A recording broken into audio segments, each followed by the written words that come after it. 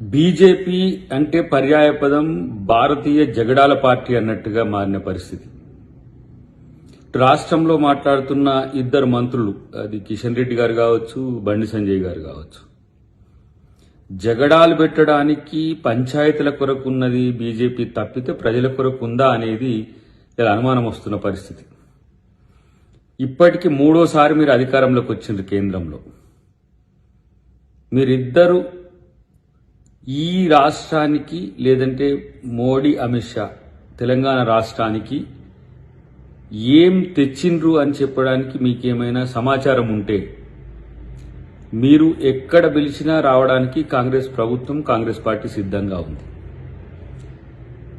మతాల పేరు మీద, కులాల పేరు మీద చిచ్చు పెడుతూ నిరంతరం జగడాలను పెంచుతూ రాజకీయాలను పెంచుకునే పరిస్థితి తప్పితే మీకు ఇంకొకటి తెలిసిన పరిస్థితి ఉందా? మేం ఈరోజు కాంగ్రెస్ పార్టీకి ఒక సవాల్ విసురుతున్నాం, బీజేపీ కిషన్ రెడ్డి గారికి, బండి సంజయ్ గారికి. మీరు ఏ ప్రదేశంలో ఎక్కడ పెట్టినా కాంగ్రెస్ పార్టీ ఈరోజు రావడానికి సిద్ధంగా ఉంది. మీరు అభివృద్ధి కోసం, సంక్షేమం కొరకు ఈ రాష్ట్రానికి తెచ్చిన ప్రాజెక్టులేంది, నిధులేంది, తెలంగాణ రాష్ట్రం ఇచ్చిందేంది అని చర్చించడానికి సిద్ధమా? కాంగ్రెస్ ప్రభుత్వం బీసీలకు మేలు చేసేందుకు కుల జనగణన చేసింది.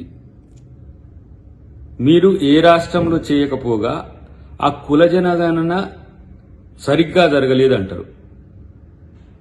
ఏ విధంగా సరిగ్గా జరగలేదో సైంటిఫిక్ గా మీరు ప్రూవ్ చేసేందుకు మీరు రండి.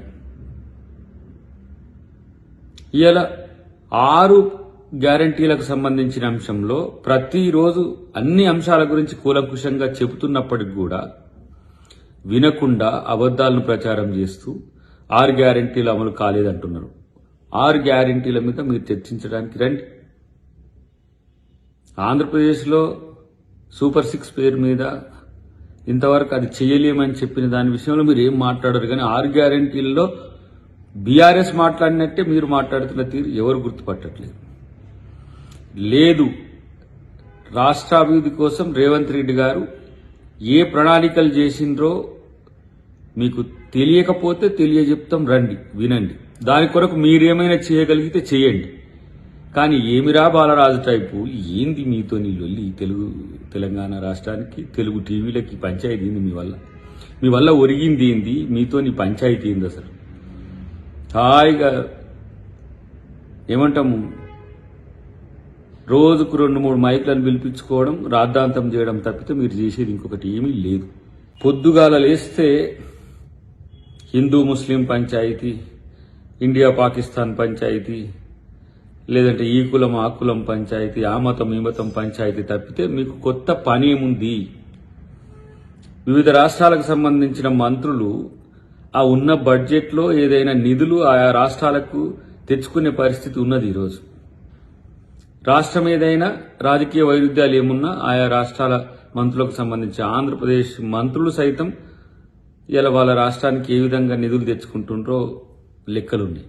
కానీ మీ దగ్గర ఈ రాష్ట్రానికి తెచ్చిన ప్రాజెక్టులేంది, ఈ రాష్ట్రానికి తెచ్చిన నిధులేంది అనే దాని దగ్గర చెప్పుకోవడానికి మాత్రమే కొన్ని అంశాలు ముందు పెట్టుకొని ఉన్నారు తప్పితే ఒక రిమార్కబుల్ చేంజ్ ఇన్నిసార్లు అయినా మీ దగ్గర ఏముంది? కిషన్ రెడ్డి గారు అయితే మూడోసారి కూడా మంత్రే. కాబట్టి ఇలా కేవలం రాజకీయాల కోసం కేసీఆర్ లేని ఈ సందర్భాన్ని మేం వాడుకోవచ్చని కేసీఆర్ ఏజెంట్లుగా మారి కేసీఆర్ మాటలే బీజేపీ నాయకులు మాట్లాడుతున్న పరిస్థితి మనం గమనిస్తున్నాం. కాబట్టి రేవంత్ రెడ్డి గారు వేసిన ప్రధానమైన అంశాలకు సూటిగా సుత్తి లేకుండా సమాధానం చెప్పే దమ్ము మీకుందా? అది ఉమ్మడి వేదికను మీరు ఏదైనా ఏర్పాటు చేస్తే మేమందరం రావడానికి సిద్ధం, చర్చించుకుందాం. రాష్ట్ర ప్రయోజనాల కోసం తప్పితే జగడాల కోసం మాత్రం కాదు అనే విషయాన్ని గుర్తుపెట్టుకోండి.